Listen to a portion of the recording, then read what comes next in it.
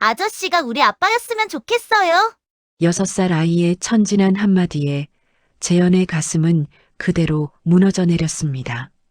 그는 불임 진단을 받고 평생 아이를 가질 수 없다고 믿고 살아온 남자였죠.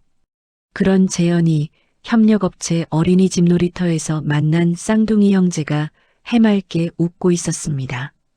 그런데 바로 그때 재현은 보고 말았습니다. 쌍둥이 목덜미에 똑같이 찍혀 있는 그 점을.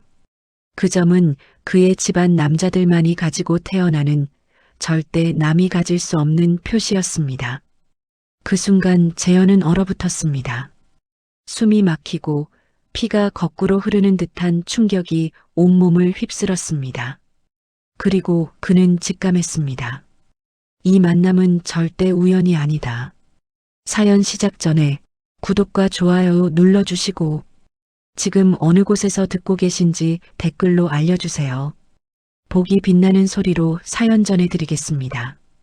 재현은 병실 창가에 기대서서 바깥을 바라보고 있었습니다. 34살의 나이에 이렇게 쓰러진 건 처음이었어요.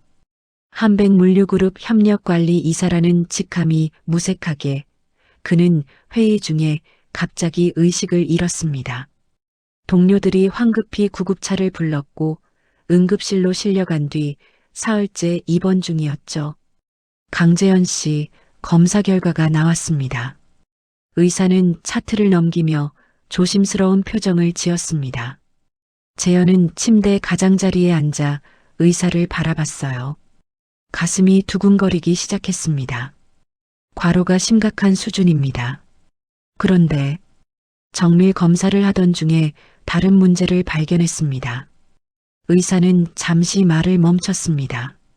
재현의 손이 무의식적으로 침대 시트를 움켜쥐었어요. 정자 활동성이 극도로 낮습니다. 자연 임신이 거의 불가능한 수준이에요. 그게 무슨 뜻입니까?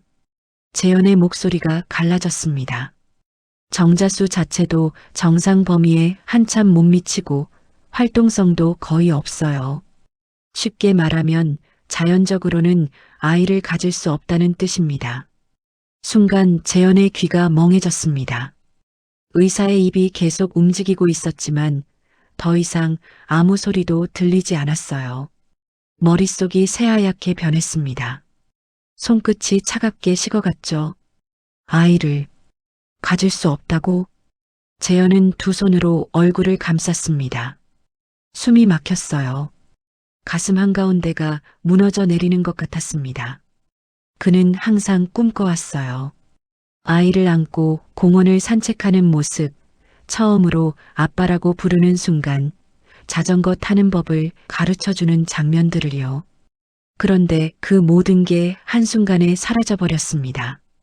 재현은 고개를 숙인 채 떨리는 손으로 무릎을 짚었습니다. 눈앞이 흐려졌어요. 34년을 살면서 이렇게 무력하다고 느낀 적이 없었습니다. 그날 밤 재현은 잠을 이룰 수 없었습니다. 천장을 멍하니 바라보며 온갖 생각에 잠겼어요. 어릴 때부터 몸이 약했던 건 사실이었습니다. 친구들이 운동장을 뛰어다닐 때 그는 늘 교실 구석에 앉아 있었죠. 그래도 언젠가는 건강해질 거라고 믿었는데 이런 식으로 끝날 줄은 몰랐습니다. 나는 평생 아버지가 될 수 없구나. 재현은 이불을 끌어당겨 몸을 웅크렸습니다. 가슴속이 텅 비어버린 것만 같았어요. 사흘 뒤 태어나는 날이었습니다. 재현은 병원 로비 의자에 앉아 멍하니 바닥을 내려다보고 있었어요. 아내에게 어떻게 말해야 할까요? 결혼한 지 3년이 지났지만 아직 아이가 없었습니다. 이제 그 이유를 알았지만 차마 말할 수가 없었어요. 여보, 많이 기다렸어요? 가은은 숨을 헐떡이며 달려왔습니다. 그녀의 얼굴이 환하게 빛나고 있었어요. 재현은 그 모습을 보며 가슴이 더욱 아팠습니다. 아니, 괜찮아. 재현의 대답은 무뚝뚝했습니다. 그는 아내와 눈을 마주치지 못했어요. 두 사람은 병원 주차장을 향해 걸었습니다. 가은은 가방을 들어주며 연신 남편의 얼굴을 살폈습니다. 뭔가 말하고 싶은 게 있는 것 같았지만 차마 꺼내지 못했죠. 차에 올랐습니다. 가은은 운전대를 잡은 채 심호흡을 했어요. 그녀의 손이 미세하게 떨리고 있었습니다. 며칠 전부터 계속 속에 메스껍고 잠이 쏟아졌어요. 그래서 어제 난임 치료를 받던 산부인과에 가서 임신 사실을 확인했죠. 그 순간 가은은 너무 기뻐서 울음이 터졌었습니다. 드디어 우리에게도 아기가 생겼어. 병원에서 나오며 가은은 핸드폰을 꺼내 남편에게 전화하려다 멈췄었어요. 이런 소식은 전화로 하면 안 되잖아요. 직접 얼굴을 보고 눈을 마주치며 함께 기뻐해야 했습니다. 그래서 참았어요. 오늘 퇴원하는 남편을 데리러 가서 말하려고요. 가은은 운전대를 잡은 손에 힘을 주었습니다. 설렘과 떨림이 동시에 밀려왔어요. 곧 남편이 얼마나 기뻐할지 상상하며 입가에 미소가 번졌습니다. 재현 씨, 가은이 조심스럽게 입을 열었습니다. 재현은 고개를 돌려 그녀를 봤어요. 가은의 눈동자가 반짝이고 있었습니다. 할 말이 있어요. 뭔데? 우리 아기 생겼어요. 가은의 목소리가 떨렸습니다. 기쁨과 설렘이 가득했죠. 그녀는 남편이 환하게 웃으며 자신을 껴안아 줄 거라고 기대했어요. 하지만 재현의 반응은 달랐습니다. 순간 재현의 온몸이 얼어붙었습니다. 방금 뭐라고 했지? 아기. 재현의 머릿속에서 사흘 전 들었던 의사의 말이 폭발했습니다. 자연 임신이 거의 불가능한 수준입니다. 재현은 천천히 고개를 돌려 앞을 바라봤습니다. 턱선이 굳어졌어요. 가슴 속에서 뜨거운 것과 차가운 것이 동시에 치밀어 올랐습니다. 믿고 싶었어요. 아내를 의심하고 싶지 않았습니다. 하지만 의사의 말은 분명했어요. 거의 불가능하다고 했어. 그런데 아기가 생겼다고? 재현의 두 손이 무릎 위에서 주먹을 쥐었다 펴기를 반복했습니다. 손톱이 손바닥에 파고들었어요. 아팠지만 그 고통조차 느껴지지 않았습니다. 언제 알았어? 재현의 목소리가 차갑게 식어 있었습니다. 가은은 그 목소리를 듣는 순간 온몸이 얼어붙었어요. 어제 병원에 갔었어요. 입덧이 심해서. 가은의 목소리가 점점 작아졌습니다. 뭔가 잘못됐어요. 남편의 반응이 이상했습니다. 기쁨이 없었어요. 대신 차가움과 의심이 느껴졌습니다. 재현 씨, 왜 그래요? 좋은 소식인데. 산부인과 가자. 재현의 말이 칼날처럼 날카로웠습니다. 가은은 가슴이 철렁 내려앉았어요. 지금요? 갑자기 왜? 확인해야 돼. 확인? 무엇을 확인한다는 걸까요? 가은의 눈에서 눈물이 맺히기 시작했습니다. 설렘과 기쁨이 한순간에 공포로 변했어요. 남편이 자신을 의심하고 있다는 걸 알았습니다. 재현 씨, 무슨 일 있어요? 왜 이러는 거예요? 가은의 목소리가 떨렸습니다. 재현은 여전히 앞만 바라보고 있었어요. 턱을 꽉 깨물고 있었습니다. 일단 병원부터 가자고. 가은은 떨리는 손으로 시동을 걸었습니다. 눈물이 뺨을 타고 흘러내렸어요. 그녀는 손등으로 급하게 눈물을 닦았습니다. 하지만 눈물은 계속 나왔죠. 왜 이러는 거지? 가은의 가슴이 미어졌습니다. 가슴 속에 간직했던 기쁨이 산산조각 났어요. 아기 소식을 전하면 남편이 얼마나 좋아할지 상상하며 행복했는데 현실은 너무 달랐습니다. 남편은 기뻐하기는커녕 자신을 의심하고 있었어요. 산부인과로 가는 길, 차 안은 무거운 침묵으로 가득했습니다. 가은은 운전하면서도 눈물을 멈출 수 없었어요. 재현은 팔짱을 낀 채 창밖만 보고 있었습니다. 그의 머릿속에는 온통 한 가지 생각뿐이었죠. 의사가 분명히 말했어. 거의 불가능하다고. 그런데 어떻게? 재현은 주먹을 꽉 쥐었습니다. 믿고 싶었어요. 기적이 일어났다고 믿고 싶었습니다. 하지만 이성이 그를 막았어요. 산부인과 주차장에 차를 세웠습니다. 두 사람은 한동안 차에서 내리지 못했어요. 가은은 핸들에 이마를 기댄 채 흐느꼈습니다. 가자. 재현이 먼저 차 문을 열고 내렸습니다. 가은은 눈물을 닦고 천천히 따라 내렸어요. 두 사람은 나란히 병원으로 걸어갔습니다. 하지만 그 사이의 거리는 점점 멀어지는 것만 같았습니다. 병원 문을 열고 들어서는 순간 가은의 다리가 후들거렸습니다. 재현의 가슴은 두근거렸어요. 두려웠습니다. 둘 다 진실이 무서웠죠. 하지만 알아야만 했습니다. 둘 사이의 긴장감은 한계에 다다르고 있었습니다. 산부인과 진료실은 너무나 조용했습니다. 창밖으로 보이는 푸른 하늘과는 달리 진료실 안의 공기는 무겁게 가라앉아 있었어요. 재현은 의자에 앉아 두 손을 꽉 쥐고 있었습니다. 손등에 핏줄이 튀어나올 정도로 힘이 들어가 있었죠. 그의 시선은 초음파 모니터를 향하고 있었지만 그 안에 무엇이 보이는지 제대로 인식하지 못하는 것 같았어요. 가은은 진료대에 누운 채 천장만 바라보고 있었습니다. 손은 차갑게 식어 있었고 입술은 바짝 말라 있었어요. 아기가 생긴 게 기쁘기보다는 남편의 차가운 반응이 더 두려웠습니다. 자, 이제 설명드릴게요. 의사가 모니터를 가리키며 입을 열었습니다. 중년의 남자 의사는 침착한 목소리로 말을 이어갔어요. 현재 임신 주수는 12주 정도입니다. 태아의 크기와 발달 상태를 보면 그렇습니다. 재현의 눈동자가 흔들렸습니다. 14주. 그 말이 머릿속에서 계속 맴돌았어요. 그는 손가락으로 빠르게 계산하기 시작했습니다. 12주면 3개월 전쯤이라는 뜻이었죠. 3개월 전. 재현의 얼굴이 굳어지기 시작했습니다. 그의 머릿속에 달력이 펼쳐졌어요. 3개월 전 그는 베트남에 있었습니다. 거의 한 달 가까이 현지법인 설립 때문에 한국을 비웠었죠. 주수 계산이 정확한 건가요?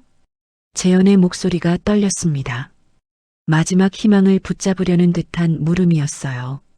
1이 주 정도 오차는 있을 수 있지만 태아 크기를 보면 대략 이 정도입니다.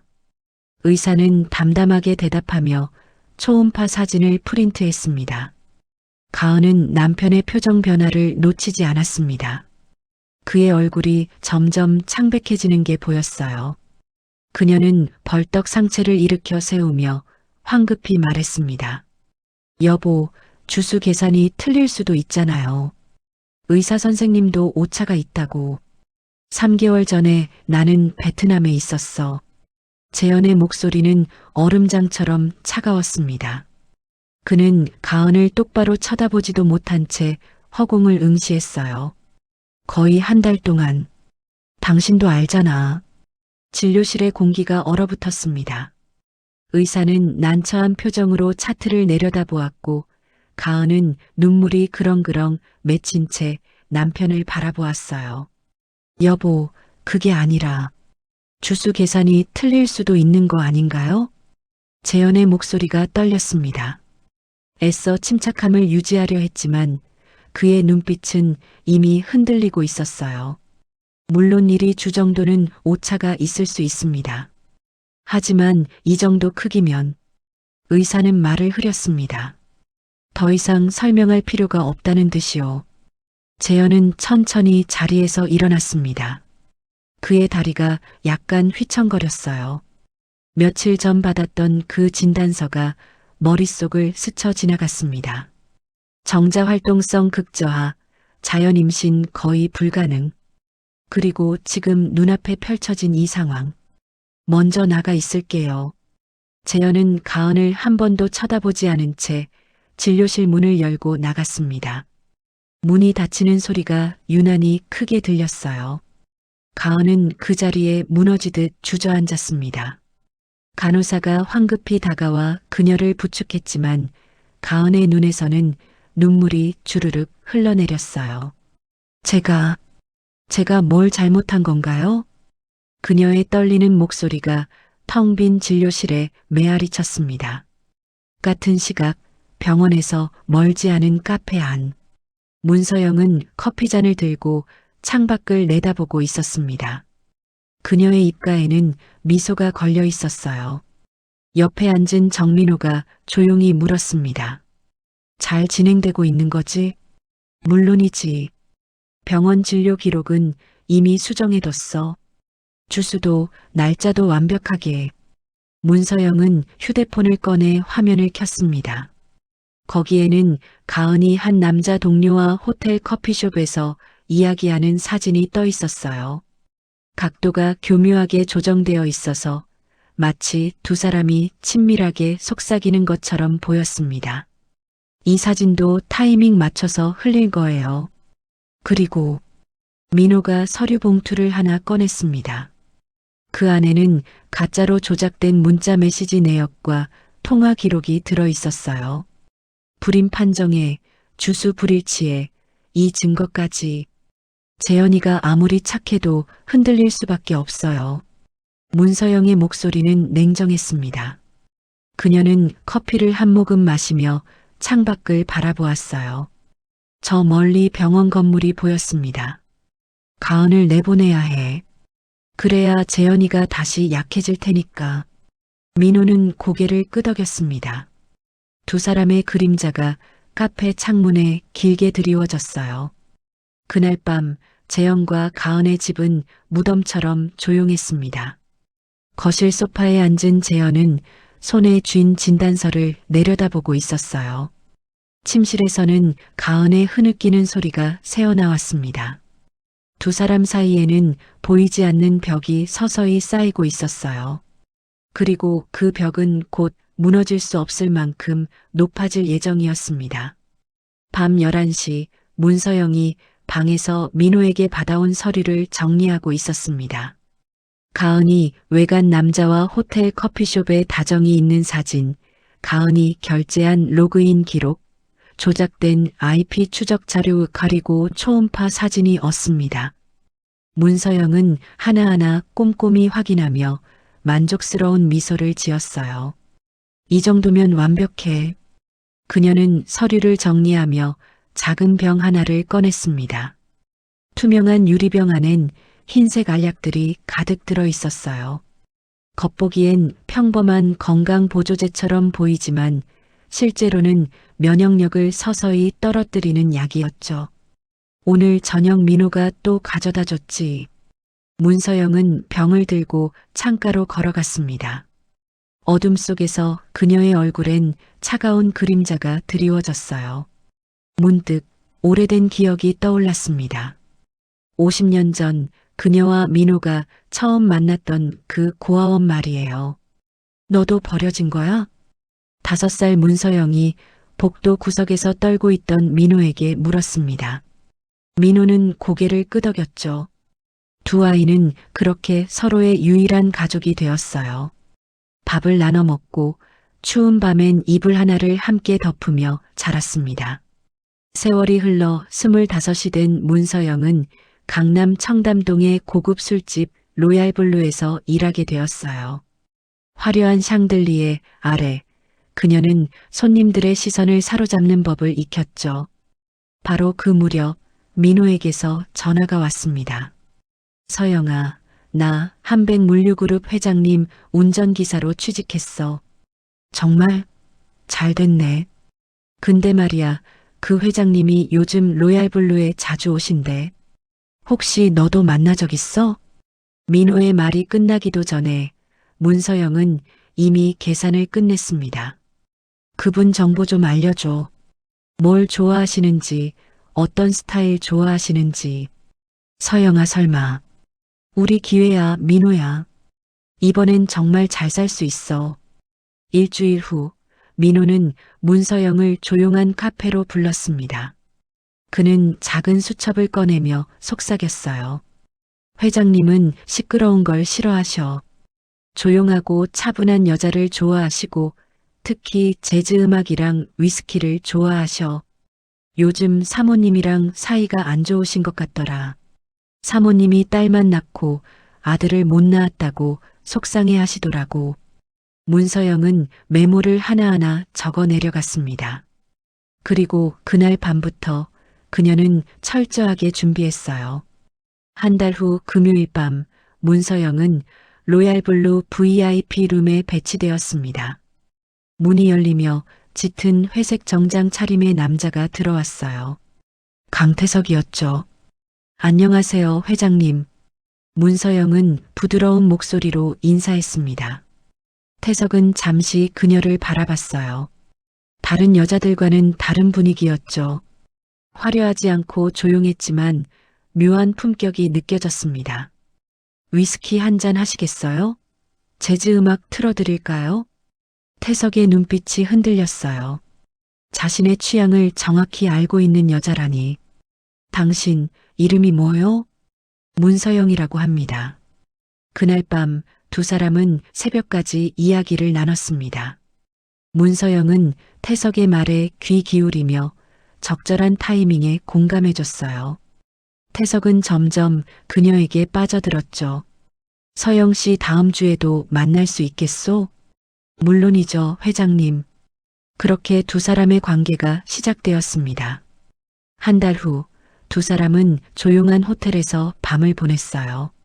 문서영이 태석의 셔츠 단추를 풀다가 문득 그의 목 뒤에 작은 점을 발견했습니다. 회장님, 여기 점이 있으시네요.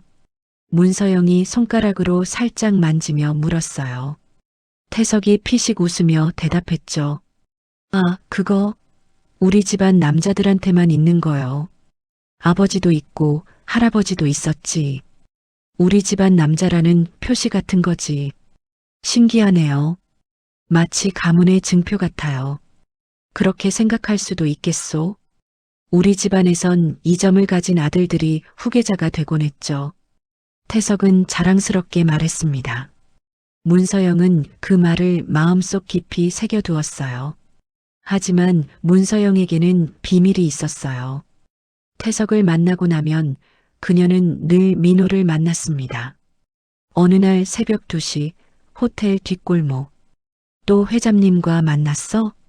민호가 담배를 피우며 물었습니다. 그의 목소리엔 질투가 묻어났어요.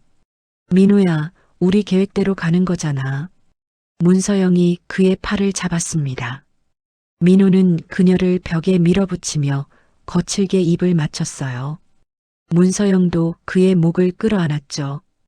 두 사람은 좁은 골목 어둠 속에서 서로를 탐했습니다. 나만 봐, 서영아. 그 사람 말고 나만. 바보, 내 마음은 항상 너한테 있잖아. 하지만 문서영의 눈빛은 차가웠어요. 석 달 후 문서영은 임신 사실을 알게 되었습니다. 아이의 아버지는 민호였죠. 그녀는 떨리는 손으로 검사 결과지를 바라봤어요.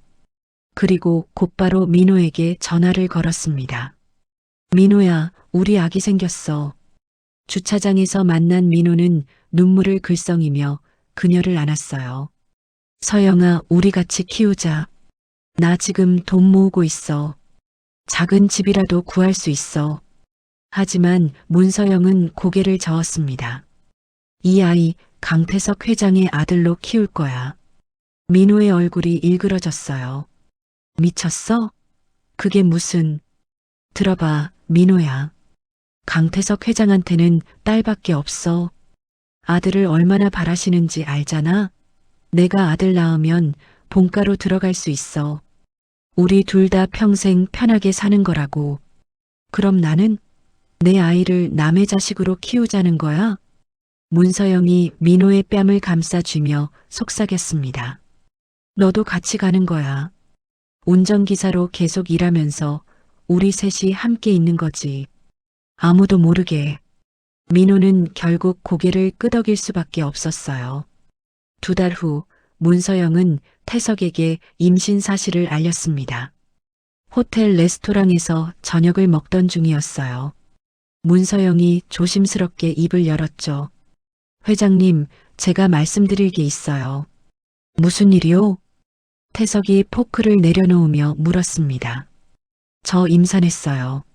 순간 태석의 손이 멈췄어요. 그는 문서영을 빤히 바라봤죠. 잠시 침묵이 흘렀습니다. 확실한 거요? 네, 병원에서 확인했어요. 태석은 천천히 숨을 내쉬었습니다. 그의 표정이 복잡하게 변했어요. 기쁨과 걱정이 동시에 스쳐 지나가는 것 같았죠. 집사람한테는 딸밖에 없소. 아들을 간절히 바랬는데. 태석이 낮은 목소리로 중얼거렸어요. 그러다 문득 문서영의 손을 잡았습니다. 서영 씨, 아이 성별은 알 수 있소? 아직은 모르지만 곧 알 수 있을 거예요. 만약 아들이라면 본가로 오시오. 당신과 아이를 책임지겠소. 태석의 눈빛은 진지했어요. 문서영은 고개를 끄덕이며 미소 지었죠. 그해 겨울, 문서영의 아들 도윤이 태어났습니다. 강태석은 갓난아기를 품에 안으며 행복해했어요. 하지만 곧 아기의 목 뒤를 살펴봤죠. 응? 점이 없네. 문서영의 심장이 철렁 내려앉았습니다. 괜찮소? 점 하나 없다고 뭐가 달라지겠소? 이놈은 내 아들이니까. 태석은 웃었지만 문서영은 식은땀을 흘렸어요. 1년 후 본처 이정원에게서 아들이 태어났습니다. 강재현이었죠. 태석이 재현의 목 뒤를 확인하는 순간 그의 얼굴이 환해졌어요. 있다. 점이 있어. 역시 우리 집 핏줄이야. 태석은 재현을 하늘 높이 들어 올렸습니다. 문서영은 그 모습을 보며 온몸이 얼어붙었어요. 재현이 살아있으면 도윤이는 절대 후계자가 될 수 없어. 그날부터 문서영의 계획이 시작되었습니다. 태석이 출장을 갈 때마다 그녀는 어린 서희와 재현을 불렀어요. 너는 천하에 쓸모없는 계집애야. 태어나지 말았어야 했는데 내 엄마는 병신이야. 제대로 된 아들도 못 낳았잖아. 문서영이 6살 서희에게 차갑게 말했습니다. 서희는 눈물을 뚝뚝 흘리며 고개를 숙였죠. 재현에게는 더 잔인했습니다. 어느 날 오후 재현이 어린이집에서 그린 그림을 들고 왔어요. 엄마와 자신을 그린 그림이었죠. 작은 어머니, 저 오늘 그림 그렸어요. 재현이 환하게 웃으며 그림을 내밀었습니다. 하지만 문서영은 그림을 한번 보더니 차갑게 말했어요. 이게 뭐야? 낙서도 아니고. 도윤이는 너보다 훨씬 잘 그리던데. 그리고는 그림을 구겨서 쓰레기통에 던져버렸습니다. 재현의 눈에 눈물이 가득 고였어요. 또 다른 날에는 재현이 아끼던 자동차 장난감을 도윤에게 주라고 강요했습니다. 도윤이 형이잖아. 동생이 양보해야지. 하지만 이건 제가 제일 좋아하는. 시끄러워. 지금 당장 줘. 넌 원래 약한 애니까 도윤이한테 잘해야지. 재현은 울먹이며 장난감을 도윤에게 건넬 수밖에 없었어요. 문서영은 그 모습을 보며 만족스럽게 웃었죠. 문서영은 태석에게도 슬쩍슬쩍 이간질을 했습니다. 회장님, 재현이가 또 열이 나서 누워 있어요. 저번 주에도 그랬는데 왜 이렇게 약한 건지. 도윤이는 감기 한 번 안 걸리고 건강한데 말이죠. 태석의 표정이 조금씩 변해갔어요. 하지만 이것만으론 부족했습니다. 문서영은 민호를 몰래 불렀어요. 민호야, 약 같은 게 필요해. 무슨 약? 재현이의 면역력을 떨어뜨릴 수 있는 약. 겉보기엔 건강보조제처럼 보이겠지만 민호의 얼굴이 굳었습니다. 그건 너무 잔인하잖아. 어린아이한테. 도윤을 생각해. 우리 아들을 생각하라고. 결국 민호는 일주일 후 작은 병을 가져왔어요. 문서영은 그 약을 재현에게 먹이기 시작했습니다. 재현아, 이거 먹어. 아프지 말라고 할머니가 주신 거야. 재현은 의심 없이 약을 삼켰어요. 한 달이 지나자 재현은 자주 열이 나기 시작했습니다. 점점 기운도 없고 자주 아프기 시작했습니다. 태석도 걱정스러운 얼굴로 말했어요. 재현이 왜 이렇게 자꾸 아프지? 정밀 검사라도 받아봐야겠어. 반면 도윤은 튼튼하게 자랐습니다. 태석은 점점 도윤을 더 예뻐하기 시작했어요. 우리 도윤이는 정말 건강하구나. 똑똑하기까지 하고. 역시 내 아들이야. 문서영은 그 모습을 보며 만족스럽게 웃었습니다. 35년이 흐른 지금 그녀의 손에는 여전히 재현의 약병이 들려 있었습니다. 그리고 책상 위에는 가은에 조작된 서류들을 다시 한번 확인했습니다. 그때 재현을 약하게 만든 것처럼 이번엔 가은을 무너뜨리는 거야. 문서영의 입가에 차가운 미소가 번졌습니다. 재현과 가은 둘 다 이 집에서 쫓아낼 거야. 그리고 도윤이를 유일한 후계자로 만들 거라고. 그녀는 서류를 깔끔하게 정리하며 앞으로의 계획을 머릿속에 그렸어요. 태석에게 보여줄 증거들, 가족들 앞에서 할 말, 그리고 마지막 한 방까지요. 창밖으로 차가운 겨울바람이 불어왔습니다. 문서영은 창문을 닫으며 중얼거렸어요. 이번에도 내 계획대로 될 거야. 항상 그래왔으니까. 그녀의 방에 불이 꺼졌습니다. 하지만 어둠 속에서 그녀의 눈빛만은 여전히 차갑게 빛나고 있었어요. 가은은 결혼 전 한백물류그룹 본사 구매팀에서 일했습니다. 성실하고 정직한 직원으로 통했었죠. 하지만 결혼 후 스스로 퇴사를 선택했습니다. 재현의 강요도 시댁의 압박도 아니었어요. 그저 시어머니를 보는 순간 가만히 있을 수가 없었던 겁니다. 시어머니 이정원은 남편을 낳은 뒤부터 몸이 약해졌습니다. 산후 후유증과 화병이 겹쳐 침대에서 일어나는 것조차 힘들어했죠. 어머님, 제가 있잖아요. 가은은 시어머니의 손을 꼭 잡았습니다. 떨리고 차가운 손이었어요. 오랫동안 아무에게도 따뜻함을 받지 못한 것 같았습니다. 그날부터 가은의 하루는 시어머니를 중심으로 돌아갔습니다. 아침 7시면 어김없이 시댁 본체로 향했어요. 미역국을 끓이고 약을 챙겨드리고 몸을 닦아드렸죠. 휠체어를 밀고 정원을 함께 산책하는 날도 있었습니다. 가은아, 너무 고생이 많구나. 시어머니는 가끔 눈시울을 붉히셨습니다. 하지만 가은은 미소 지었어요. 아니에요, 어머님. 전 행복해요. 거짓말이 아니었습니다. 시어머니 얼굴에 조금씩 생기가 도는 걸 볼 때마다 가은의 마음도 따뜻해졌으니까요. 변호사인 신우이 서인은 가은에게 깊은 고마움을 느꼈습니다. 바쁜 업무 때문에 어머니를 자주 찾아뵙지 못했던 죄책감이 있었거든요. 그런데 가은이 온 뒤 어머니가 웃기 시작했습니다. 가은아, 정말 고마워. 우리 엄마한테 내가 얼마나 큰 힘이 되는지 몰라. 형님, 전 당연한 일한 거예요. 어머님이 제 어머님이신걸요. 그 말에 서인은 가은을 진짜 가족같이 여기게 되었습니다. 하지만 모든 사람이 가은을 반기는 건 아니었습니다.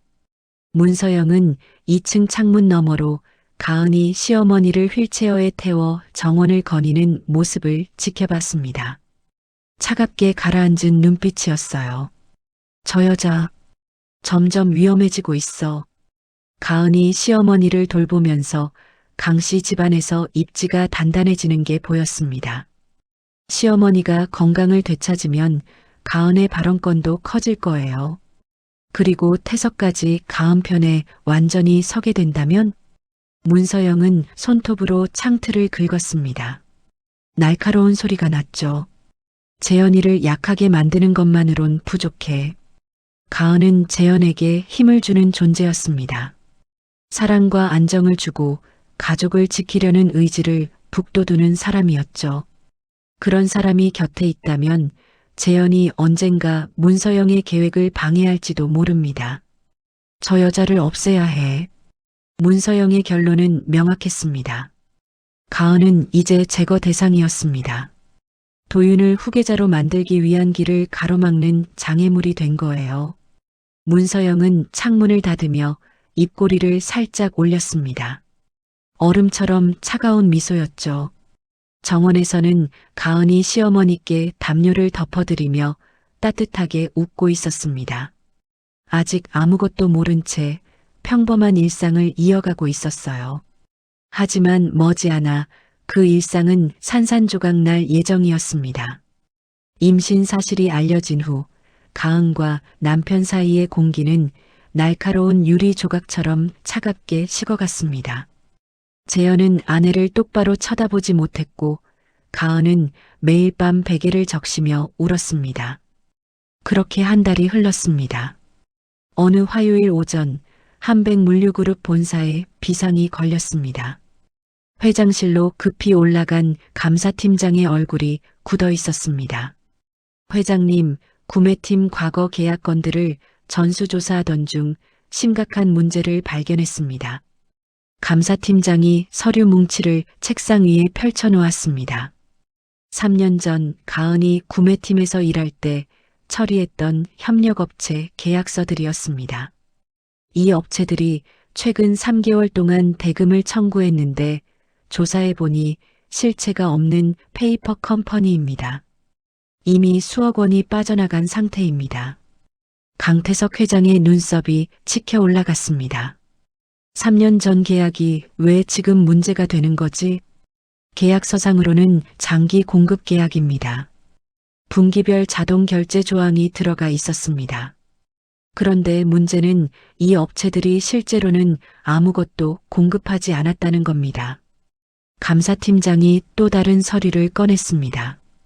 더 큰 문제는 이 계약서들에 서명하고 최종 결제한 사람이 그가 손가락으로 결제란을 가리켰습니다. 거기에는 가은의 이름과 도장이 선명하게 찍혀 있었습니다. 태석의 얼굴이 불그락푸르락 변했습니다. 당장 그 계집을 불러. 1시간 후 가은은 집에서 급히 불려와 회장실 앞에 서 있었습니다. 임신 4개월째 배가 조금씩 볼록해지기 시작한 몸으로 회의실 문을 열었을 때 안에 있던 사람들의 차가운 시선이 그녀를 찔렀습니다. 이게 뭐야? 태석이 계약서들을 가은 앞으로 던졌습니다. 서류들이 바닥에 흩어졌습니다. 가은은 떨리는 손으로 서류를 주었습니다. 계약서를 보는 순간 그녀의 얼굴이 하얗게 질렸습니다. 이건 제가 처리한 계약이 아닙니다. 내 이름이 여기 있잖아. 내 도장도 찍혀 있고. 가은은 고개를 저으며 계약서를 자세히 들여다봤습니다. 업체 이름, 계약 금액, 공급 조건. 분명 자기가 일할 때 본 적 없는 내용들이었습니다. 아버님, 저는 이런 업체와 계약한 적이 없습니다. 이 회사 이름도 처음 들어봐요. 하지만 결제란의 서명은 너무나 완벽했습니다. 가은의 필체 그대로였고 도장도 그녀가 쓰던 것과 똑같았습니다. 사실 이 모든 것은 문서영과 정민호 그리고 도윤이 3년 동안 치밀하게 준비한 함정이었습니다. 가은이 퇴사하던 날 도윤은 인사팀 직원을 매수해 가은의 인사 파일을 몰래 복사했습니다. 도장날인이 찍힌 문서들, 서명 샘플, 심지어 그녀가 쓰던 볼펜까지 모두 확보했습니다. 정민호는 전문 위조범을 고용해 가은의 서명과 도장을 완벽하게 재현했습니다. 그리고 가은이 재직 중 실제로 처리했던 정상 계약서 몇 건을 찾아냈습니다. 그 계약서의 양식을 그대로 따라 만들되 업체명과 금액만 바꿔치기 했습니다. 문서영은 한 걸음 더 나아갔습니다. 회사 전산 시스템에 접근 권한이 있는 하청업체 직원을 돈으로 매수했습니다. 그를 통해 가은의 옛 사원 번호로 결제 기록을 심어 넣었습니다. 3년 전 날짜로 소급해서 말이죠. 전산 기록도 확인했습니다. 감사팀 직원이 노트북을 열어 화면을 보여줬습니다.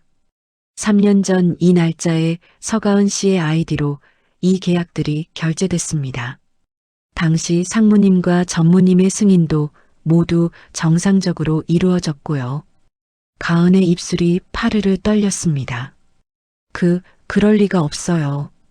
저는 이런 계약 올린 적이 없다고요. 그럼 누가 당신 아이디를 도용했다는 거야? 3년 동안? 태석의 목소리에 비웃음이 섞여 있었습니다. 저도 모릅니다. 하지만 정말 제가 한 게 아니에요. 누가 저를 함정에 빠뜨린 거예요. 바로 그때 문서영이 회의실 문을 열고 들어왔습니다. 그녀의 손에는 투명 파일이 들려 있었습니다. 회장님, 죄송하지만 이것도 보셔야 할 것 같습니다. 서영이 꺼낸 건 사진들이었습니다.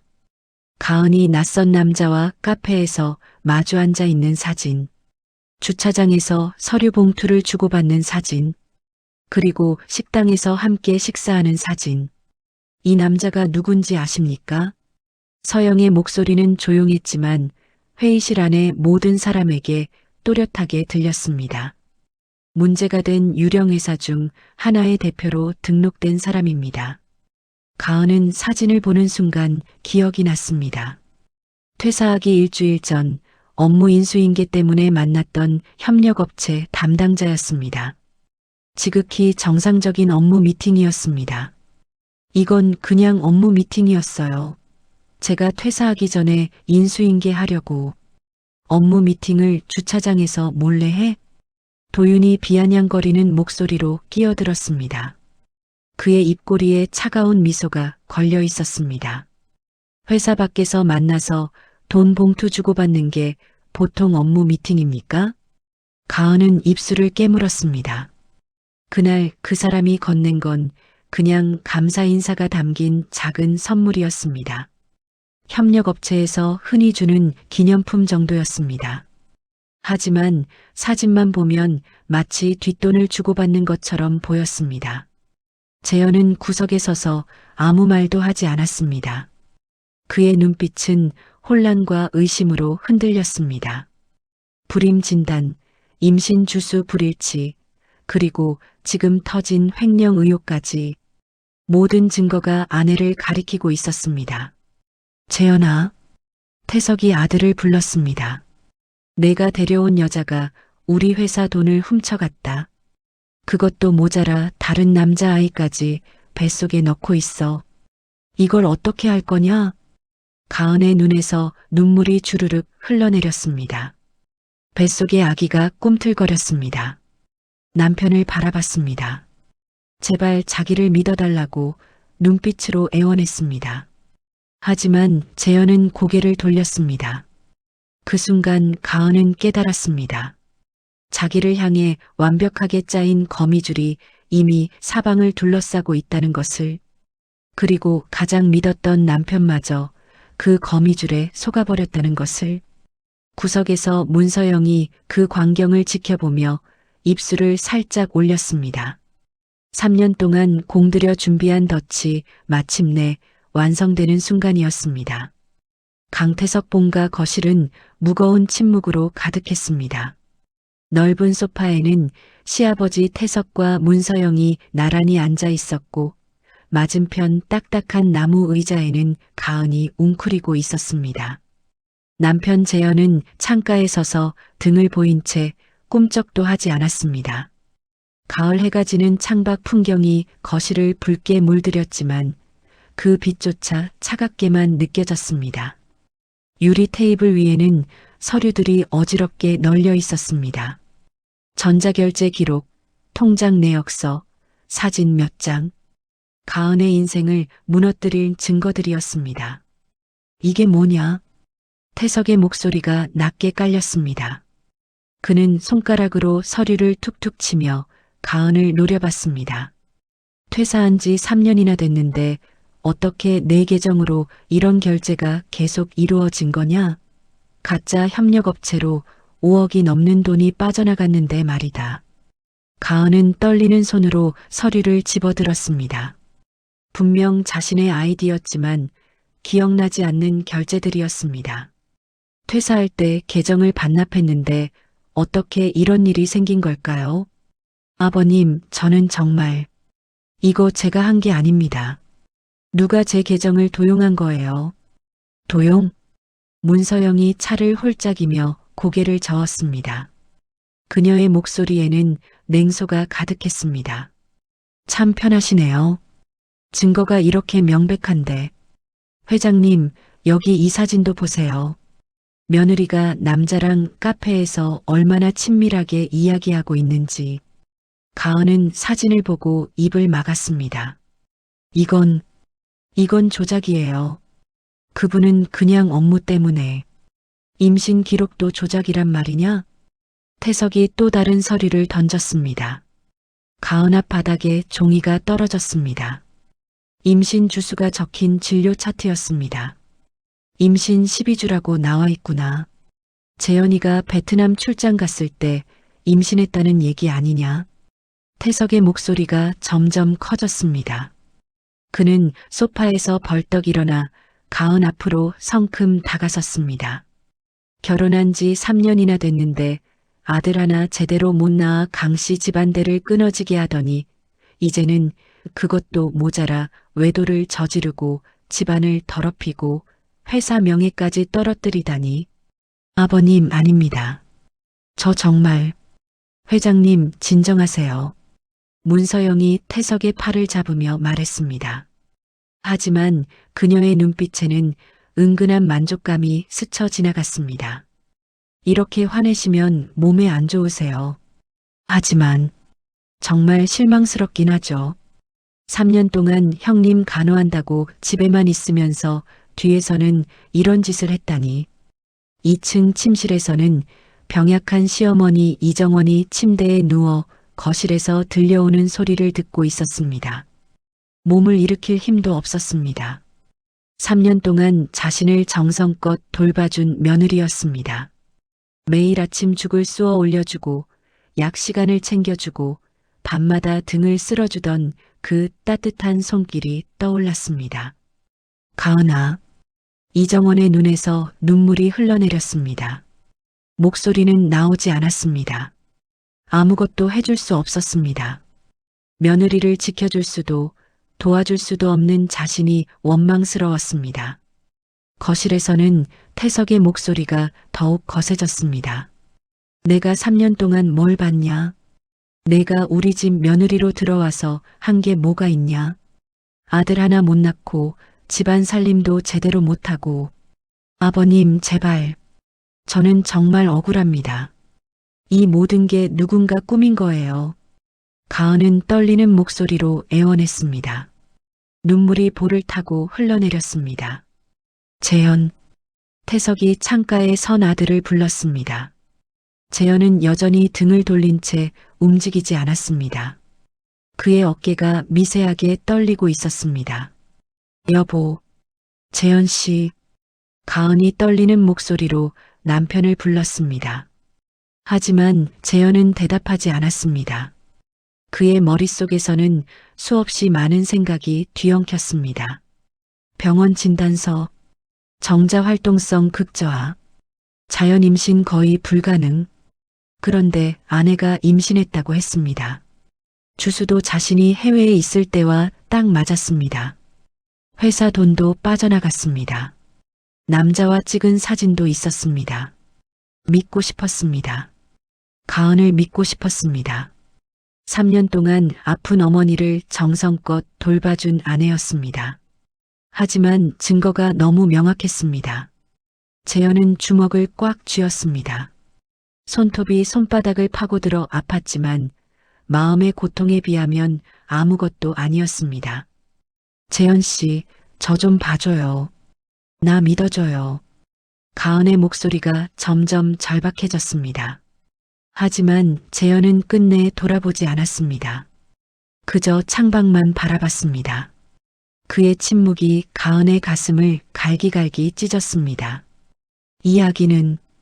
이야기는 재현 씨 이야기예요. 정말이에요. 가은은 배를 감싸쥐며 울먹였습니다. 하지만 태석이 손을 휘둘렀습니다. 그만해. 더 이상 듣고 싶지 않다. 아버님, 당장 집을 나가. 내일 아침까지 이혼 서류에 도장 찍고 나가라. 우리 집안을 더럽힌 대가는 톡톡히 치를 거다. 거실 문이 열리며 서희가 뛰어들어왔습니다. 그녀는 가은에게 달려가 손을 꼭 잡았습니다. 아버지, 이건 너무 심한 거 아니에요? 가은이가 3년 동안 어머니를 얼마나 잘 돌봤는데요. 서희, 넌 내 방으로 들어가. 태석의 목소리가 차갑게 떨어졌습니다. 서희는 아버지를 바라봤지만 그의 단단한 표정 앞에서 더 이상 말할 수 없었습니다. 그녀는 가은의 손을 꽉 쥔 채 눈물을 흘렸습니다. 도움을 주지도 못하고 지금 이렇게 지켜주지도 못하는 자신이 너무 미안했습니다. 다음 날 새벽 가은은 작은 캐리어 하나만 끌고 현관에 섰습니다. 3년 동안 매일 아침 인사드렸던 시어머니 방문은 굳게 닫혀 있었습니다. 가은은 그 문 앞에서 한참을 서 있다가 고개를 숙였습니다. 작별 인사조차 할 수 없었습니다. 방 안에서 이정원은 눈물을 흘리며 문 쪽을 바라봤습니다. 일어날 수도 없었고 소리칠 수도 없었습니다. 그저 눈물만 흘러내렸습니다. 계단을 내려오는데 재현이 거실에서 나왔습니다. 그의 눈은 충혈되어 있었습니다. 밤새 한숨도 못 잔 게 분명했습니다. 재현은 주머니에서 봉투를 꺼냈습니다. 이혼 서류였습니다. 이미 도장이 찍혀 있었습니다. 미안해요. 겨우 짜낸 말이었습니다. 재현은 서류를 내밀었지만 가은의 눈을 마주치지 못했습니다. 가은은 떨리는 손으로 봉투를 받았습니다. 종이가 손에서 바스락거렸습니다. 나 정말 아무것도 안 했어요. 가은의 목소리가 갈라졌습니다. 하지만 재현은 고개를 돌렸습니다. 아내의 눈물을 마주할 용기가 없었습니다. 가은은 더 이상 말하지 않았습니다. 캐리어를 끌고 현관문을 열었습니다. 무거운 철문이 쿵 닫히는 소리가 집안을 울렸습니다. 그 소리와 함께 가은의 모든 것이 무너졌습니다. 2층 창문에서 서희가 그 모습을 지켜봤습니다. 가은이 대문을 나서는 뒷모습이 점점 작아졌습니다. 서희는 창틀을 꽉 쥔 채 눈물을 흘렸습니다.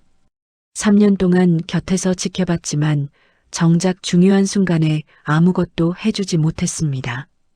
가은을 지켜주지 못한 죄책감이 목을 조였습니다. 가은은 버스 정류장까지 걸어갔습니다. 새벽 공기가 차가웠습니다. 벤치에 앉아 배를 쓰다듬었습니다. 미안해, 아가야. 엄마가 꼭 지켜줄게. 하늘이 점점 밝아오고 있었습니다. 하지만 가은의 세상은 그 어느 때보다 어두웠습니다. 6년이 흘렀습니다. 가은은 한가은으로 이름을 바꾸고 전북 익산의 한백물류그룹 지방물류센터에서 일하며 쌍둥이 아들을 키웠습니다. 9년 전 본사 구매팀에서 일했던 그녀는 이제 택배 상자를 나르는 평범한 직원이었습니다. 새벽 5시에 일어나 도시락을 싸고 6시에 출근했습니다. 손은 거칠어졌고 허리는 늘 아팠지만 아이들을 위해 버텼습니다. 그날은 목요일 오후였습니다. 센터장이 급하게 직원들을 모았습니다. 오늘 본사에서 점검 나온대요. 협력관리 이사님이 직접 오신답니다. 협력관리 이사. 가은의 심장이 철렁 내려앉았습니다. 혹시 재현? 하지만 설마 이런 작은 지방센터까지 올 리 없었습니다. 오후 2시쯤 검은색 승용차가 멈춰 섰습니다. 차 문이 열리고 남자가 내렸습니다. 강재현이었습니다. 가은은 숨이 멎는 것 같았습니다. 6년 만이었습니다. 가은은 황급히 모자를 눌러 쓰고 마스크로 얼굴을 가렸습니다. 재현은 센터장과 이야기를 나눴습니다. 요즘 이 센터 민원이 좀 들어왔습니다. 배송 지연이 잦다고요. 죄송합니다, 이사님. 바로 개선하겠습니다. 재현은 센터 곳곳을 둘러봤습니다. 다행히 재현은 가은을 알아보지 못했습니다. 점검이 끝나갈 무렵 센터 밖 놀이터에서 아이들 웃음소리가 들렸습니다. 어린이집이 일찍 끝나는 날이면 아이들이 그곳에서 엄마를 기다렸습니다. 재현은 나오다가 놀이터를 봤습니다. 발걸음을 멈췄습니다. 쌍둥이 남자아이들이 시소를 타고 있었습니다. 재현은 왜인지 눈을 뗄 수가 없었습니다. 낯설지 않았습니다. 애들아, 재미있니?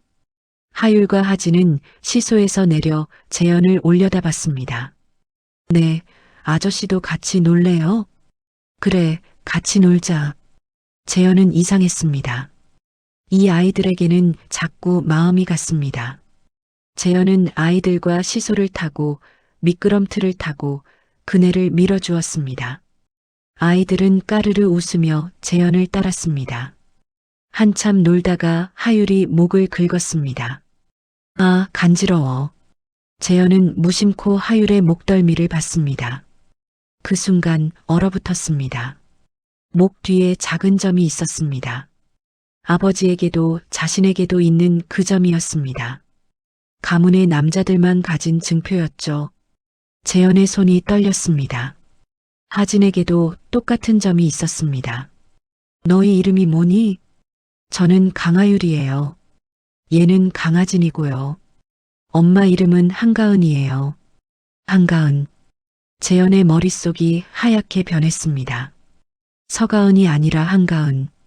모든 게 맞춰졌습니다.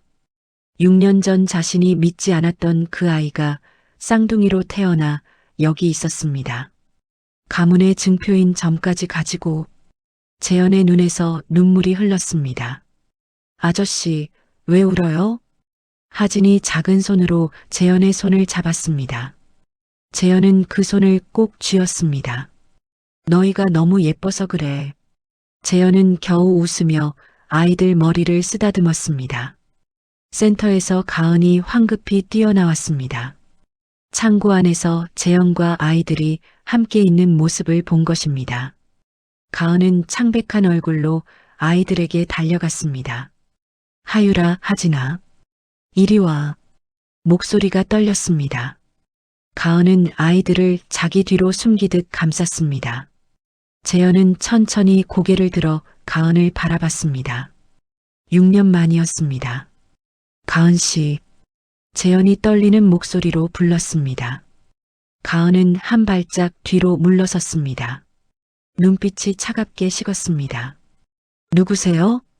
가은이 냉랭하게 물었습니다. 모르는 사람을 대하듯 차가운 목소리였습니다. 재현은 가슴이 찢어지는 것 같았습니다. 가은 씨, 나야. 재현이. 죄송하지만 잘못 보신 것 같은데요.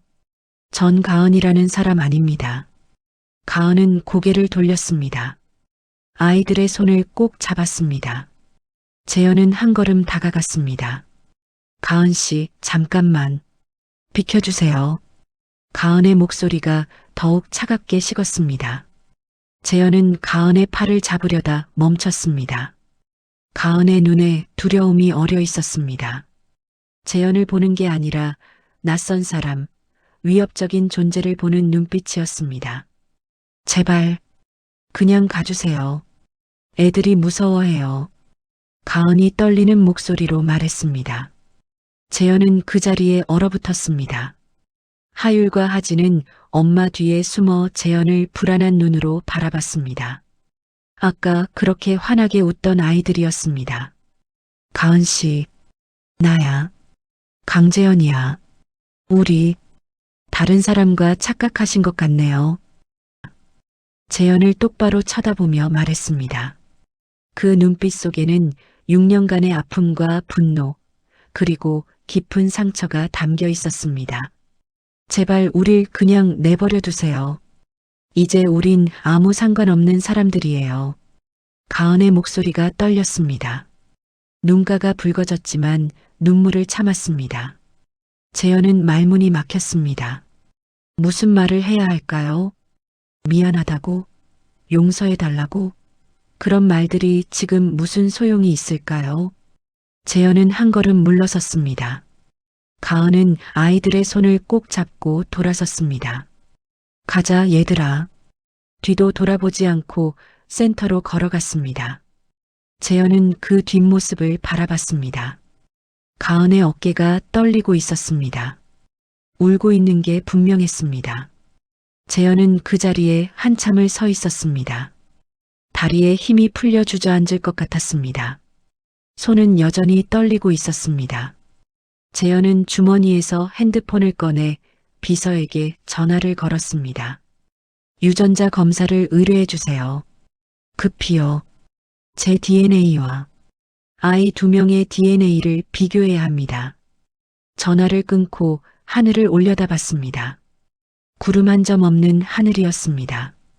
하지만 재현의 마음속은 폭풍우가 몰아치고 있었습니다. 그날 밤 재현은 잠들 수 없었습니다. 아이들의 얼굴이, 목 뒤의 점이, 가은의 차가운 눈빛이 계속 머릿속을 맴돌았습니다. 특히 가은이 자신을 낯선 사람 취급하며 비켜달라고 했던 그 목소리가 귓가에 맴돌았습니다. 재현은 책상 서랍을 열어 사진을 꺼냈습니다. 결혼식 날 찍은 가은의 사진이었습니다. 환하게 웃고 있는 가은. 재현은 사진을 꼭 쥐고 눈을 감았습니다. 미안해. 정말 미안해. 내가 얼마나 큰 잘못을 한 거니. 그의 눈에서 뜨거운 눈물이 흘러내렸습니다. 유전자 검사 결과를 받는 날 아침, 재현의 손은 봉투를 쥔 채 계속 떨렸습니다. 병원 주차장에 차를 세워놓고 한참을 그대로 앉아 있었습니다. 입술을 깨물고 눈을 감았다 뜨기를 여러 번 반복했습니다. 심장이 귀까지 쿵쾅거리는 소리가 들렸습니다. 봉투를 뜯는 순간 재현의 눈에서 눈물이 주르륵 흘러내렸습니다. 일치율 99.9%, 생물학적 친자 관계가 명백합니다. 네, 내 아이들이었어. 재현은 핸들에 이마를 박고 소리 없이 울었습니다. 6년 동안 놓쳐버린 시간들이 가슴을 찢었습니다. 첫걸음을 뗄 때도, 처음 말을 배울 때도, 아플 때도 곁에 없었던 자신이 너무 미웠습니다. 무엇보다 가은을 의심했던, 차갑게 돌아섰던 그날의 자신이 용서되지 않았습니다. 한참을 울고 나서야 재현은 고개를 들었습니다. 눈이 퉁퉁 붓고 목소리도 갈라졌지만 해야 할 일이 있었습니다. 재현은 곧장 비뇨기과로 향했습니다.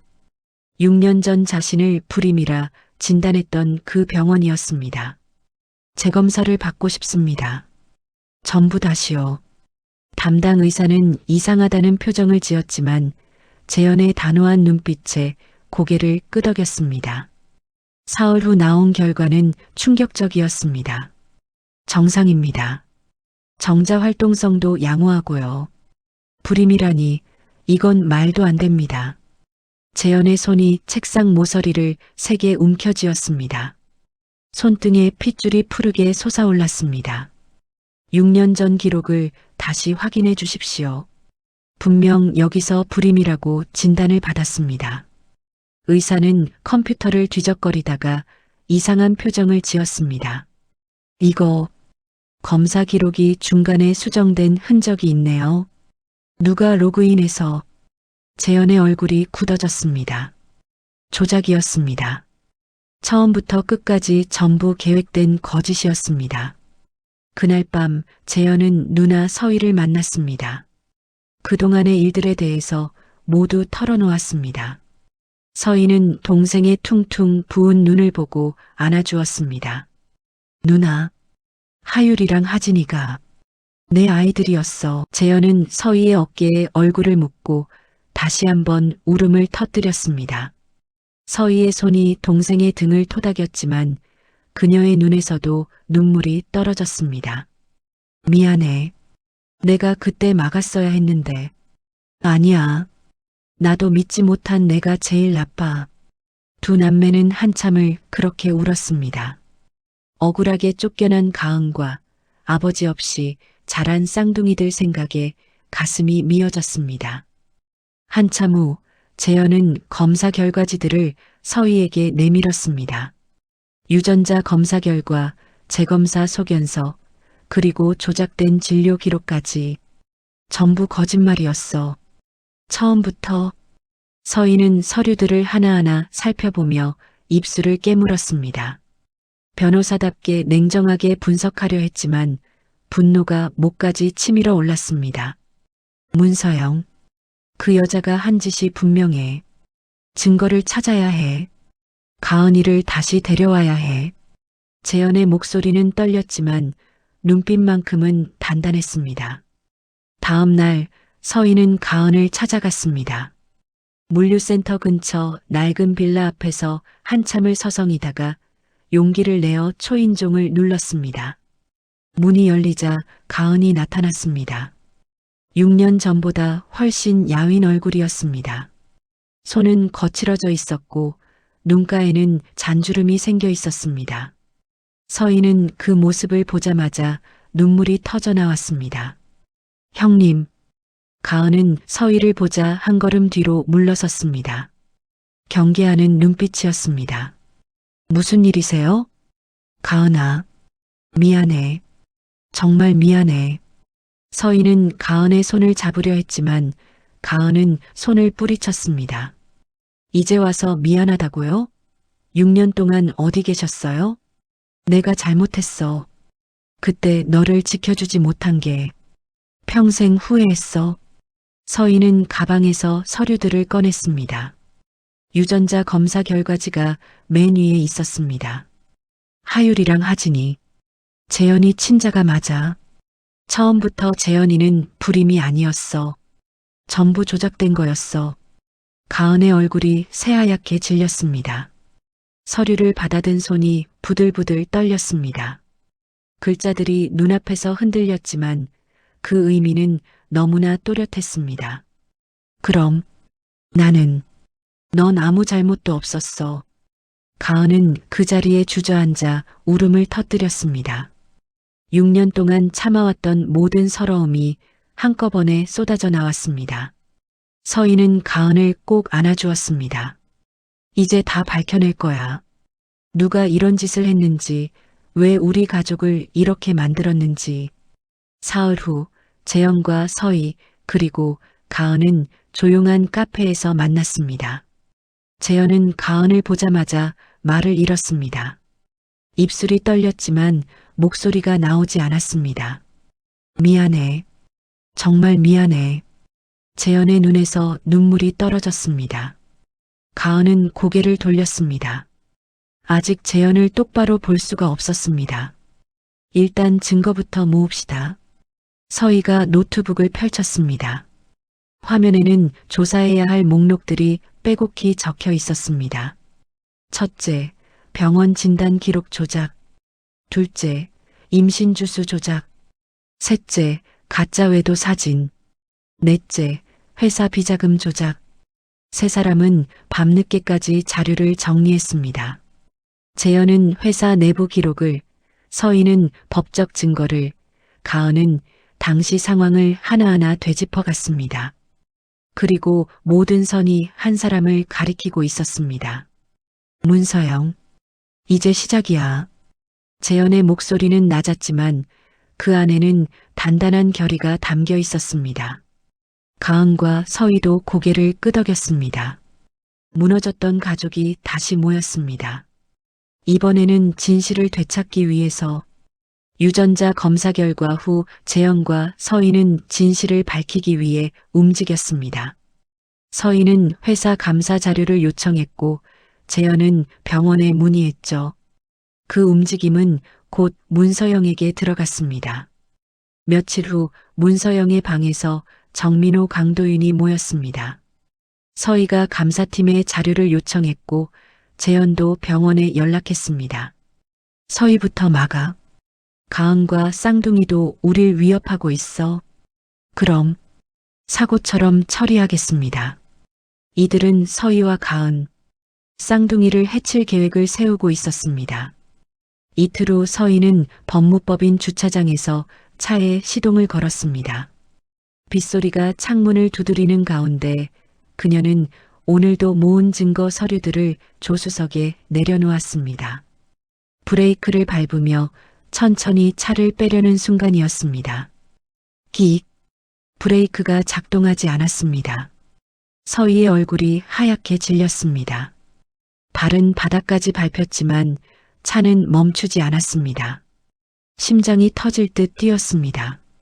간신히 사이드 브레이크를 당겨 벽에 차를 비비며 멈출 수 있었습니다. 정비소에서 확인한 결과는 충격적이었습니다. 브레이크 라인이 인위적으로 절단된 흔적이 선명했습니다. 누군가 의도적으로 손을 댄 거였습니다. 그로부터 사흘 후 가은이 사는 빌라에 불이 났습니다. 한밤중에 복도에서 시작된 불길이었습니다. 복도는 연기로 자욱했고 불길이 치솟았죠. 하유라, 하진아. 가은은 쌍둥이를 안고 연기 속을 뛰어내려갔습니다.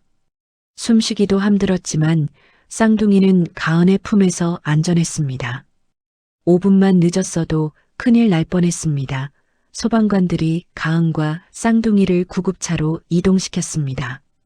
불이 꺼진 후 소방관이 바닥에서 금빛 단추를 발견했습니다. KDY 이니셜이 새겨진 임원 재킷 단추였죠. 도윤이 작년 승진 때 받은 것이었습니다. 도윤이까지, 이건 살인 미수야. 아이들까지 건들다니 절대 용서할 수 없어 재현의 분노가 폭발하기 시작했습니다. 재현은 회사 내부를 조사했습니다. 6년 전 감사를 담당했던 최도연 팀장을 만났죠. 팀장님, 6년 전 감사 결과에 의문이 있습니다. 가은 씨가 결제했다는 시간, 가은은 회사에 없었어요. 알고 있었습니다. 하지만 무서웠어요. 문서영 씨 압력이 강했고 제 가족까지 위협받았으니까요. 최도연은 서희의 차 사고 조작까지 그들의 짓이라는 사실을 알고 결심했습니다. 10년간의 진짜 비자금 흐름입니다. 가은 씨 사건은 조작이었어요. 서희는 6년 전 재현이 진단받았던 병원을 찾아갔습니다. 직원 명단을 확보하고 집안 방문 간호사로 일하던 한은정이란 이름을 확인했습니다. 6년 전 제 남동생 진단건에 대해 여쭤보고 싶은데요. 전화 너머로 흐느끼는 소리가 들렸습니다. 은정은 떨리는 손으로 USB를 건넸습니다. 정민호 씨가 협박했어요. 남편 회사가 부도 직전이었는데 빚을 갚아주겠다고 했죠. 강재현 씨 검사 결과를 바꿨어요. 원래는 정상이었습니다. 재현은 문서영의 과거를 조사했습니다. 20년 전 그녀가 일했던 바의 직원을 찾아냈죠. 장미경이었습니다. 장미경은 색바랜 사진을 꺼냈습니다. 젊은 시절의 문서영과 정민호가 활짝 웃고 있는 사진이었죠. 뒷면에는 1998년 5월 3일이 적혀 있었죠. 서영이가 임신한 걸 안 게 7월쯤이었어요. 회장님 아기라고 하더니 8월에 본가에 들어갔어요. 이듬해 3월에 아들을 낳았죠. 저한테만은 진실을 말했어요. 강민호 아기라고. 회장님이 아들이 없어서 자기가 아들을 낳으면 본가에 들어갈 수 있다고 했었어요. 도윤이 아버지의 아들이 아니었다니. 재현은 머리를 한 대 얻어맞은 기분이었어요. 며칠 후 재현과 서희는 아버지 서재로 갔습니다. 서희가 서류를 펼쳤습니다. 태석은 서류를 넘기며 읽었습니다. 손이 떨리기 시작했죠. 찻잔이 바닥에 떨어져 깨졌습니다. 아버지, 도윤이는 아버지의 친자가 아닙니다. 문서영과 정민호 사이에서 태어난 아이예요. 태석은 심장이 멈춘 것 같았습니다. 천천히 창가로 갔죠. 도윤을 처음 안았을 때가 생각나는구나. 목 뒤에 점이 없다는 걸 알았을 때 의심했어야 했는데 내 아들이 아니었단 말이냐. 목소리가 갈라졌습니다. 눈에서 눈물이 흘렀습니다. 나는 그 아이를 진심으로 사랑했어. 내 핏줄이라고 믿었으니까. 근데 다 거짓이었다니. 서희가 아버지 손을 잡았습니다. 문서영과 정민호는 저를 죽이려 했고 가은이네 집에 불을 질렀습니다. 쌍둥이까지 위험에 빠뜨렸어요. 재현을 약하게 만들기 위해 어릴 때부터 약물을 먹였고 가은을 몰아내기 위해 온갖 조작을 다 했습니다. 회장의 눈빛이 변했습니다. 슬픔 뒤에 분노가 타올랐죠. 내 손주들을, 내 자식들을 죽이려고 했다고. 온몸이 떨렸습니다. 법대로 처리하거라. 당장 처리해. 더 이상 이 거짓을 지속할 수 없어. 내 진짜 손주들을, 내 진짜 자식들을 위험에 빠뜨린 것까지 절대 용서할 수 없다. 그날 밤 재현과 서희, 가은은 마지막 준비를 마쳤습니다. 모든 증거를 정리하고 검찰에 자료를 넘겼습니다. 재현이 창밖을 보며 중얼거렸습니다. 이제 끝이 보이네요. 가은이 재현의 어깨에 손을 얹었습니다. 우리가 이겨낼 거예요. 서희가 다가왔습니다. 내일부터는 우리의 반격이 시작돼요. 세 사람의 손이 꼭 맞잡혔습니다. 길고 긴 싸움의 끝이, 진실의 승리가 드디어 다가오고 있었습니다. 검찰청 앞, 오전 9시였습니다. 재현은 서희, 가은과 함께 검찰청 건물로 들어갔습니다. 손에는 지난석 달간 모은 증거 서류가 가득 담긴 가방이 들려 있었어요. 재현의 손이 미세하게 떨렸습니다. 긴장되죠? 가은이 조용히 물었습니다. 재현은 고개를 끄덕였어요. 여기까지 오는데 6년이 걸렸어요. 이제 끝을 볼 수 있을 것 같아서 떨리네요. 검사실로 들어갔습니다. 담당 검사는 그들이 제출한 자료를 하나하나 검토했어요. 병원 기록 조작 증거, IP 추적 결과, 비자금 흐름 내역, 증인 진술서들. 1시간 넘게 이어진 조사 끝에 검사가 입을 열었습니다. 충분합니다. 오늘 중으로 체포영장 청구하겠습니다. 압수수색도 동시에 진행하겠습니다. 재현은 깊게 숨을 내쉬었어요. 서희가 동생의 어깨를 가만히 두드렸습니다. 이제 끝이 보여, 재현아. 같은 날 오후 2시 한백물류그룹 본사 긴급 이사회가 소집되었습니다. 재현이 단상 앞에 섰어요. 회장석은 비어 있었습니다. 아버지 태석은 며칠 전 도윤의 출생 비밀을 알고 나서 깊은 충격에 빠져 병원에 입원한 상태였죠. 재현은 이사들을 천천히 둘러보았습니다. 그들의 얼굴에는 불안함이 가득했어요. 오늘 이사회를 소집한 이유는 우리 그룹 내부에서 발생한 심각한 비리를 보고하기 위함입니다. 재현의 목소리가 차분하게 회의장을 채웠습니다. 한쪽 구석에 앉은 도윤의 얼굴이 굳어졌어요. 서희가 프로젝터를 켰습니다. 화면에 가짜 협력업체 명단이 떴습니다. 지난 10년간 총 12개의 유령 협력업체를 통해 약 300억 원의 비자금이 조성되었습니다. 이 비자금은 정민호 씨가 관리하는 계좌로 흘러갔고 일부는 개인 용도로 사용되었습니다. 정민호 씨는 강태석 회장님의 운전기사로 강도윤 이사의 친부로 밝혀졌습니다. 이사들 사이에서 논란 탄성이 터져나왔습니다. 그리고 6년 전 이 비리가 감사에 적발될 위기에 처하자 재현은 잠시 숨을 고르고 말을 이었어요. 당시 본사 구매팀 서가은 씨에게 모든 책임을 뒤집어 씌웠습니다. IP 추적 결과와 전자결제 기록을 분석한 결과 실제로는 정민호 씨가 서가은 씨의 계정을 불법 도용하여 조작한 것으로 밝혀졌습니다. 도윤이 자리에서 벌떡 일어났습니다. 그의 얼굴은 새하얗게 질려 있었어요. 이건 모함이야. 모함이라고. 증거가 있습니다. 서희가 차갑게 말했습니다. 화면에 다음 자료가 떴어요. 차 브레이크 절단 흔적, 방화 현장에서 발견된 단추, 그리고 강도윤의 DNA 결과지. 강도윤 이사는 이 모든 범죄 은폐 과정에 직접 관여했습니다. 그리고 재현이 마지막 자료를 띄웠습니다. 오늘 오전 이 모든 증거를 검찰에 제출했습니다. 회의장이 술렁거렸습니다. 도윤의 입술이 파르르 떨렸어요. 오후 4시를 기점으로 특별수사팀이 투입될 예정입니다.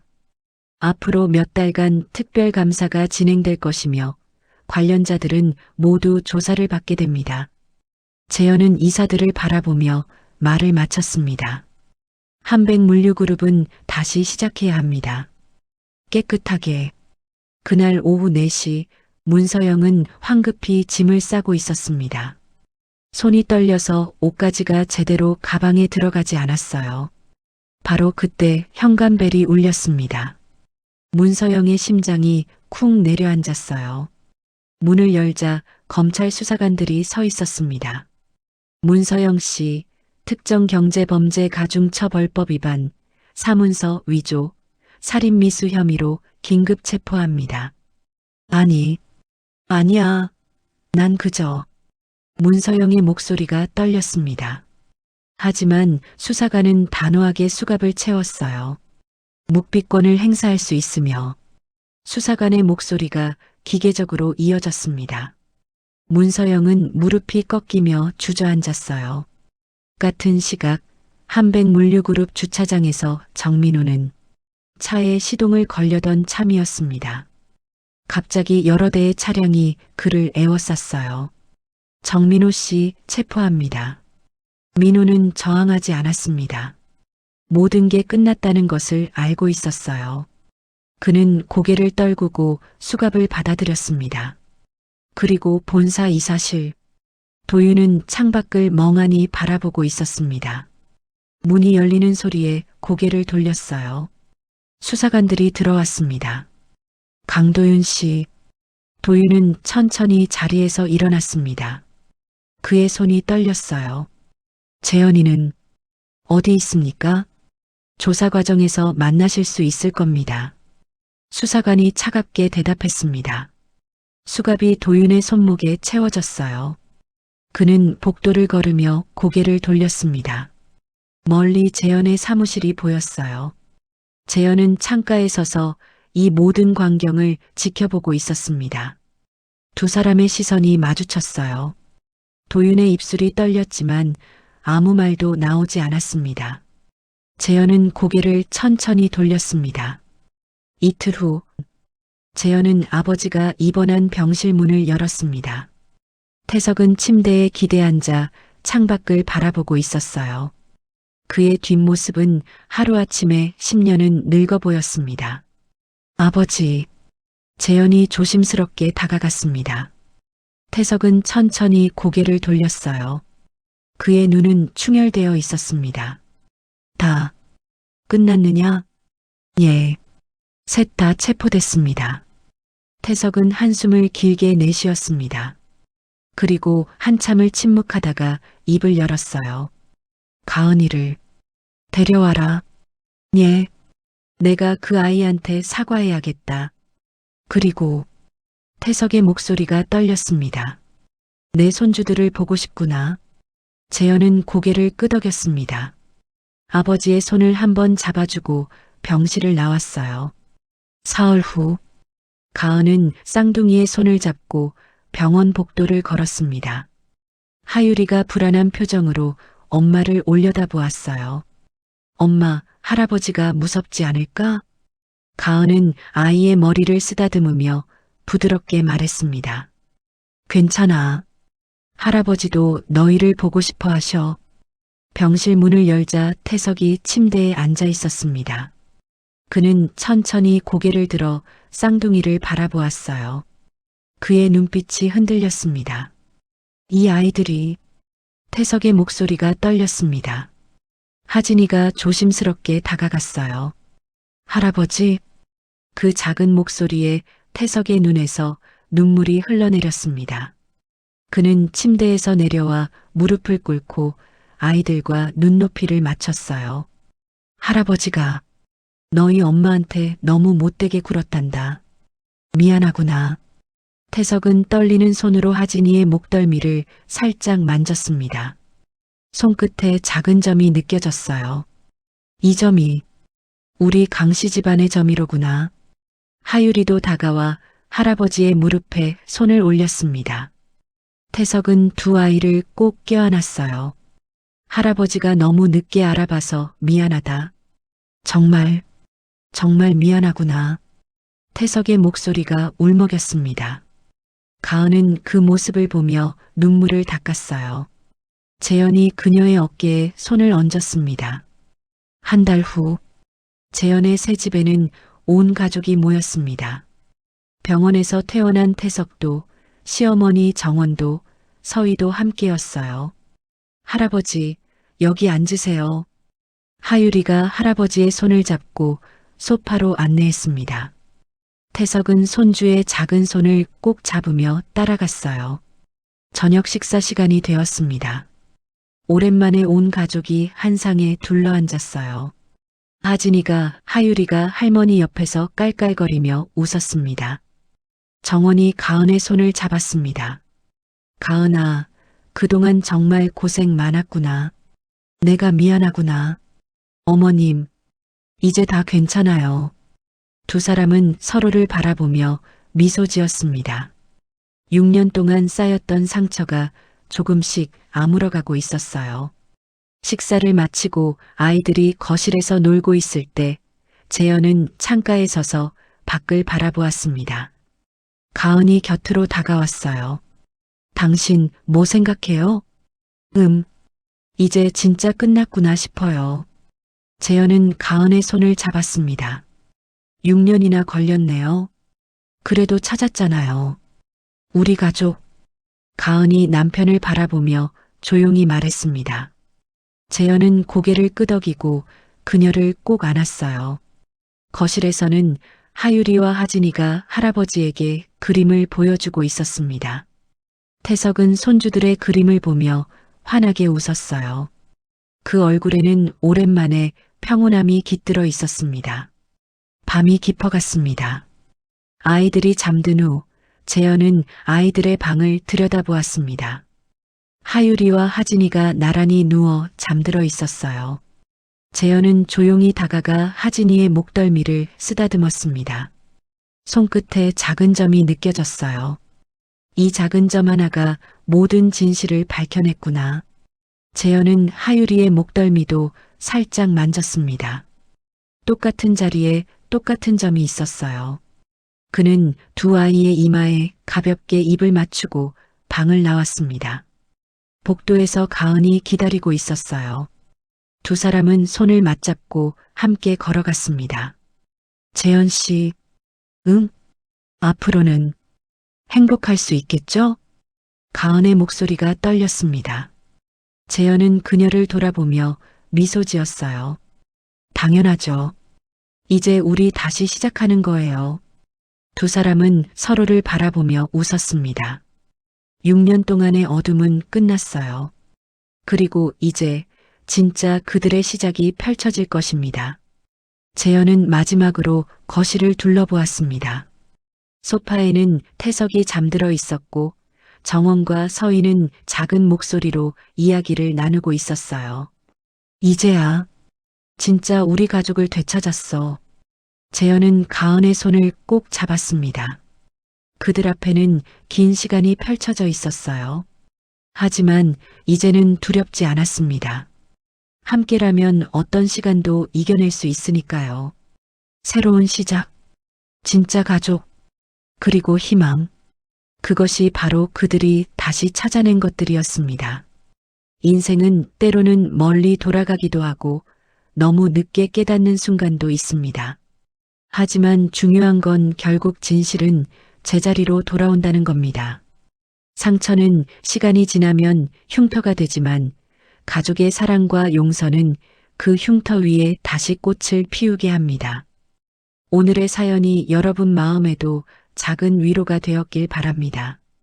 구독과 좋아요로 응원해 주시고 어디서 이 이야기를 들으셨는지 댓글로 남겨주세요. 그곳에서 복이 빛나시길 간절히 바랄게요.